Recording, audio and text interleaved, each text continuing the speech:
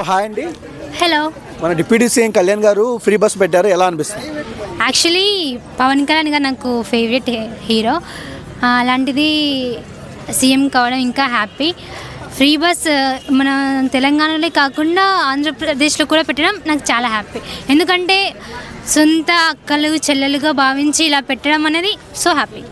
అంటే కళ్యాణ్ గారు చాలా వరకు ఇచ్చిన హామీలను నెరవేర్చుతున్నారు. సో ఎలా అనిపిస్తుంది? Feeling proud. సో అంటే ఇచ్చిన మాట నిలబెట్టుకున్నాడు అనుకోవచ్చా? అఫ్ కోర్స్ అనుకోవచ్చు.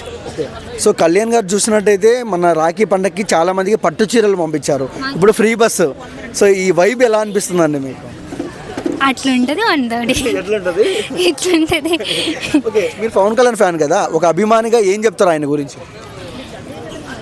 జై పవనిజం.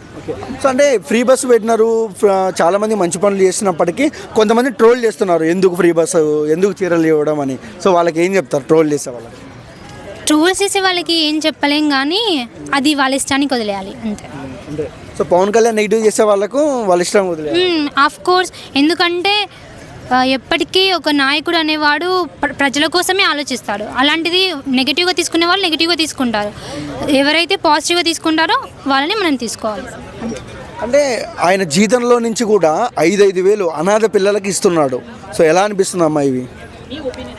ఎలా అంటే మంచి పని అనుకో. ఇప్పుడే మీరు చెప్పినట్టు ఇక్కడ నిరూపిస్తున్నారు కదా ఆయన ఒక మంచి లీడర్ అని. ఇలానే ఉంటే రాబోయే రోజుల్లో కళ్యాణ్ గారు సీఎం అవుతారా? Of course, definitely. మీకు ఓటేసే అవకాశం వస్తే కళ్యాణ్ గారికి వేస్తారా? నాకు ఉందండి, వేస్తాను. కళ్యాణ్ గారిలో నచ్చే క్వాలిటీ ఏంటి? యాజ్ ఏ హీరోగా I know him, but as a లీడర్గా I don't know him. But no I have to know how he